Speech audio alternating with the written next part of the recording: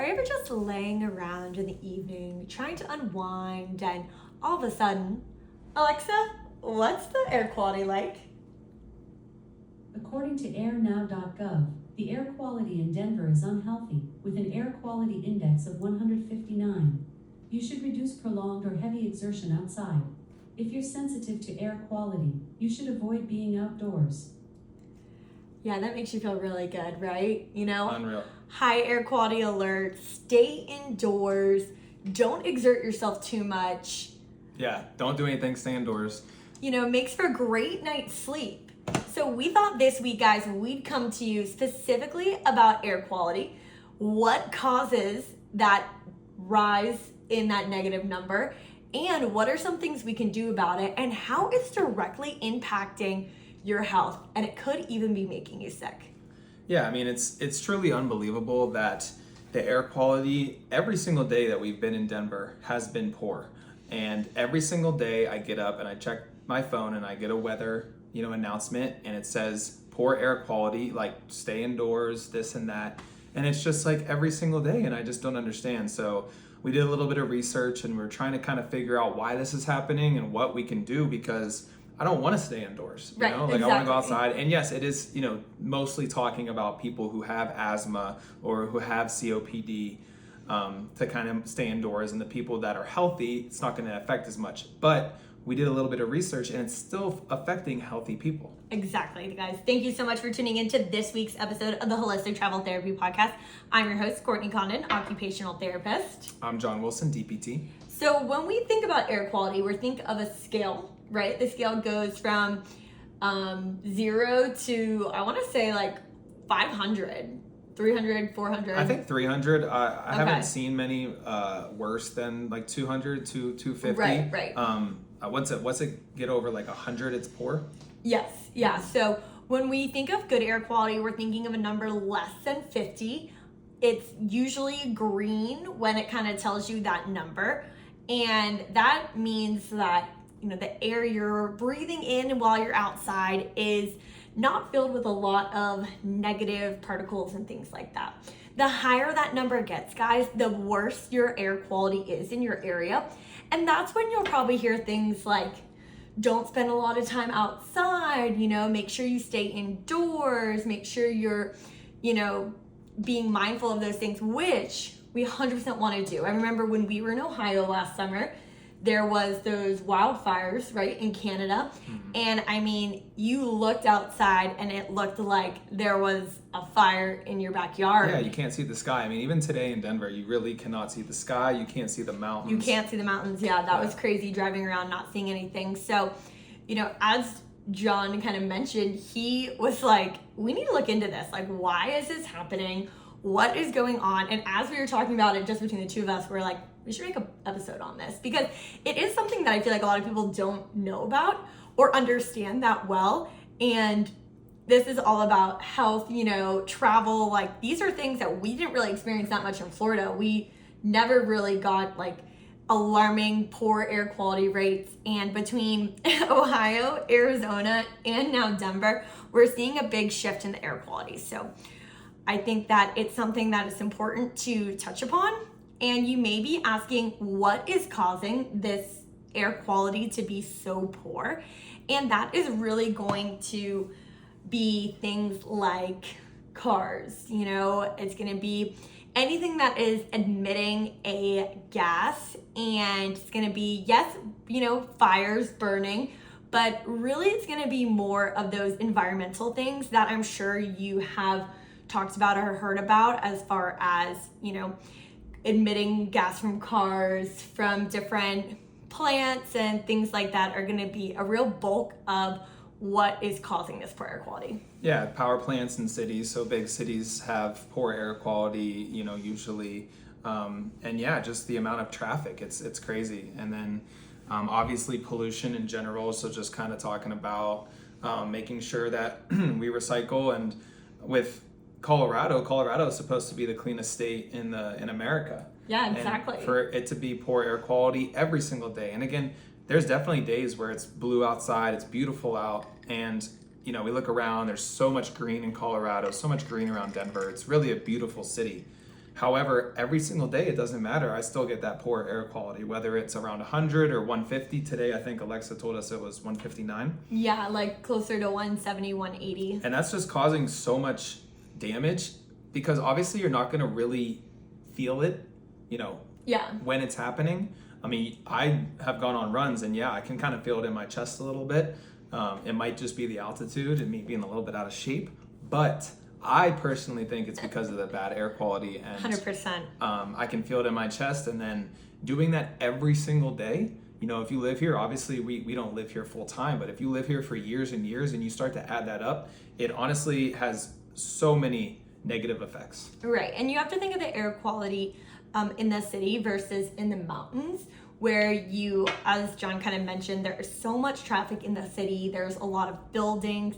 It's really like a heat trap. There's a lot of green space in parks, don't get us wrong, but a lot of things kind of trap in the heat and trap in some of that pollution, versus if you are outside in the mountains hiking, that you're getting the natural plants there, the trees, stuff we're going to talk about later, that is helping to purify that air a little bit more. And our lungs are naturally purifying the air that we take in. If you kind of remember like 7th grade biology, they do talk about that.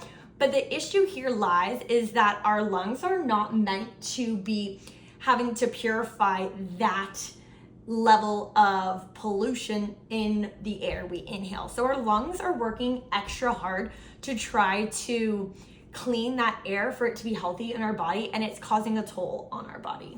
Absolutely. And then just talking about what the solutions are. So every time I get that alert, I get stay indoors for as much as you can. And we've, looked at studies, we've looked at, is being inside better than being outside? Absolutely not. So a couple ways you can, purify the air inside if you do kind of have to stay indoors, whether you're working inside or whether you're just kind of relaxing inside for a little bit. Getting an air purifier. We both have air purifiers. They work great. They really help to kind of purify the air. I feel like putting it by the bed, helps get that white noise, plus sleeping better with the better air. And then plants, just true plants, putting them around your apartment or your house will actually purify the air a little bit. I want to say there's a couple specific plants that help with that. Yeah, the snake plant in particular it's like a natural air purifier, really helps to bring in that fresh air. But most plants in general, because they themselves are making that change in terms of oxygen, carbon dioxide, things like that. So yeah, as John mentioned, there is a notion, even Alexa says it, like, you want to stay indoors. Like, the air quality is really bad today, so just stay inside, which isn't actually our solution. According to the EPA, which is the Environmental Protection Agency, that indoor air quality can be 2 to 5 times worse than outdoor air quality. So yes, some days the air quality outside is really bad, but you want to be mindful as well of the air quality inside your house. That's why things like John mentioned, having plants, having an air purifier, or even making sure you are checking and changing your AC filters regularly is going to help ensure that the air inside your home is safe. Keeping the windows open for small periods throughout the day is going to help to get that flow of outdoor and indoor air in as well, which is super helpful. But think about how many times we go from being inside, we walk outside for a short period of time, get in our car, and it's 100 degrees outside, so we just sit in the car and turn on the AC. We're not getting that flow of natural air. So I really wanted to bring awareness to that, because that is super important, and it is kind of one of maybe those misconceptions of like, oh, air outside is bad because of pollution and gases and things like that. The solution is just to be inside all the time, right? Which unfortunately, it's not really the solution at the same time. So did want to kind of bring that to the forefront.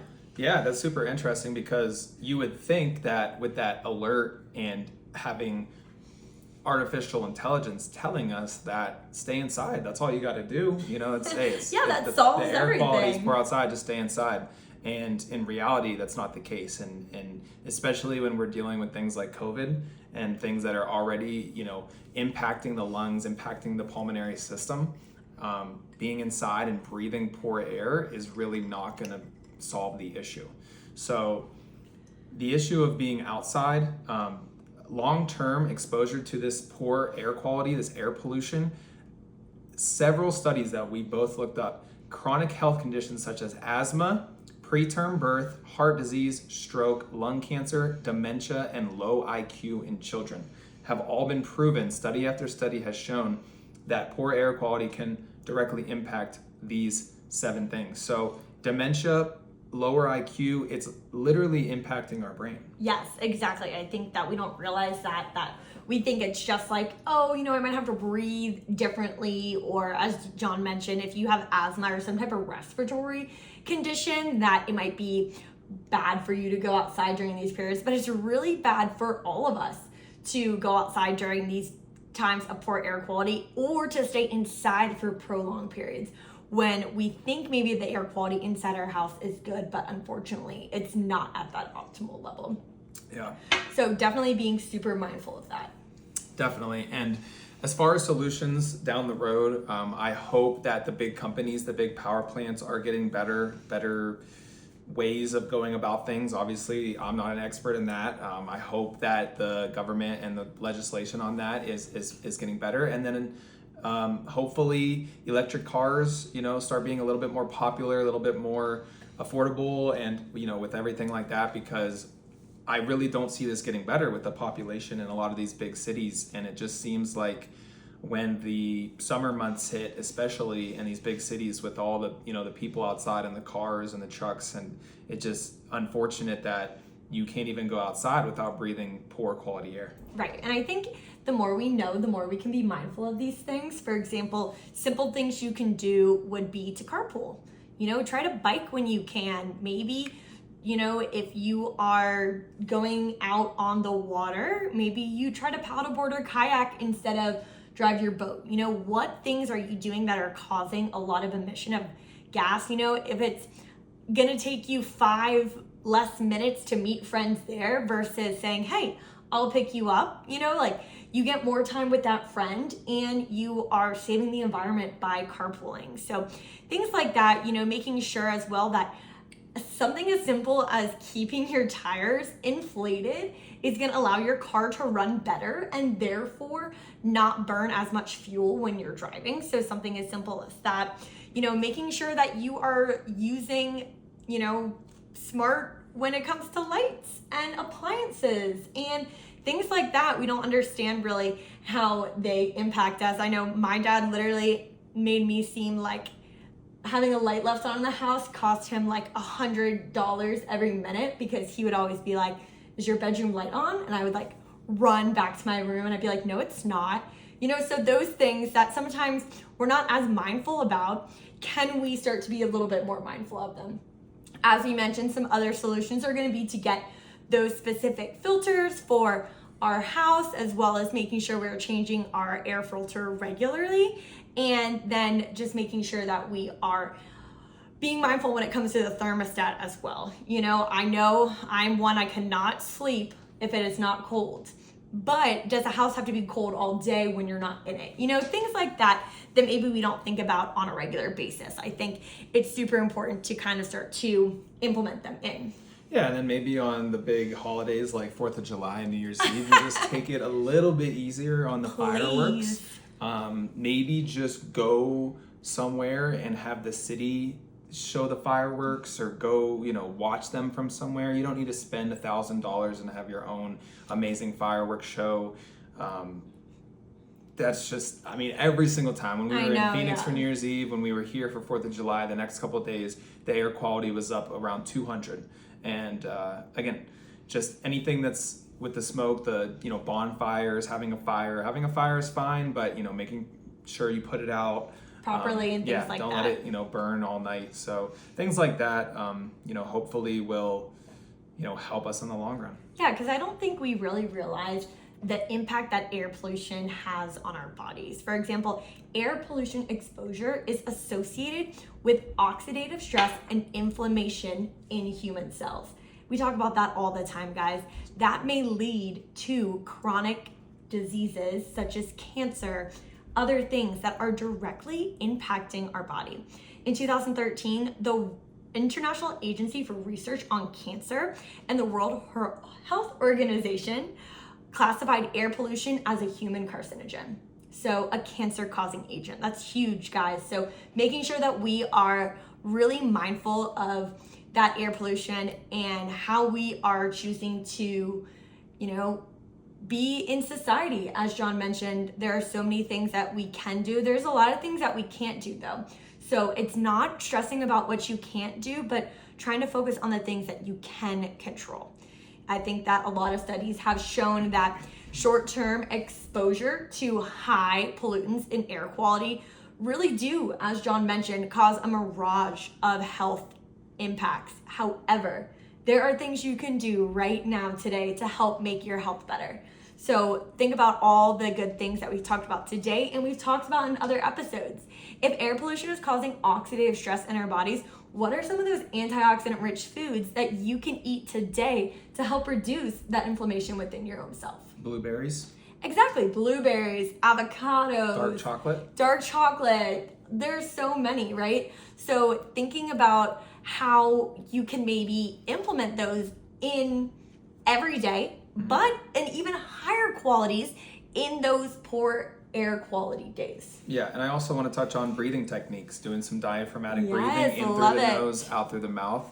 You can do in through the nose, out through the nose, but the biggest thing is you want to breathe in through the nose, expand the belly, expand the diaphragm. When you do that, those breathing techniques, that will expand the lungs, that'll expand the diaphragm, and it will help, purify the air. Yeah. You have cilia something, I forget, the little nose hairs. I didn't want to say nose hairs because that's not our scientific term. Cilia. Right?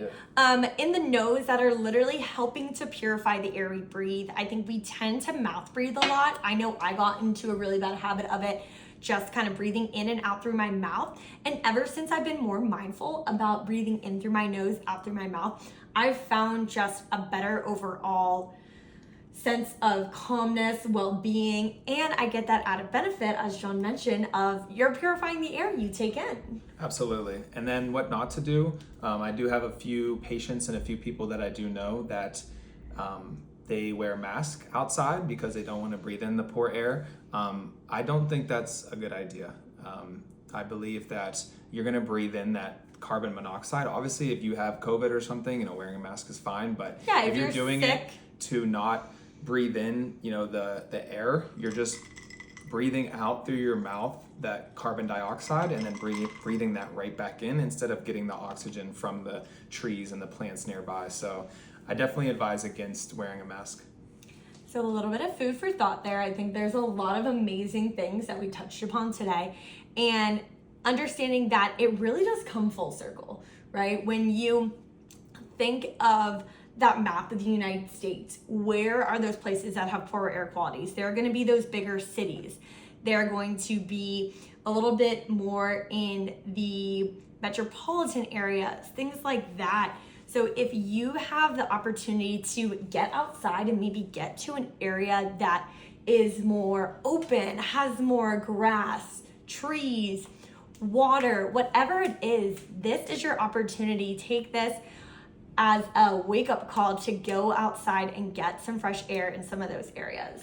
I have the map up right now, and we're actually going to put the link down below in the comment 100%. section that you can go, and it tells you exactly the air quality everywhere at that exact moment. The map up right now, poor air quality in cities such as LA, San Francisco, Denver, Tampa, Pittsburgh, Chicago, Cleveland, Kansas City, all of Canada because of the fires up there, all of the northern, which is actually where a lot of the non-city rural areas are, which is kind of insane, but so it's just kind of crazy. You can kind of look at it, and not a lot of places are green, unfortunately. Green means the air quality is good, so hopefully we can get that fire in Canada settled a little bit, and we can start recycling and doing all the things we talked about today. Yes. So my challenge to you this week, guys, is find one area in your life where you can be a little more green, right? Can you recycle? Can you carpool? Can you ride a bike, paddleboard, or kayak? What can you do this week to help save this earth, help increase our air quality and help your body to be healthy and well. Peace.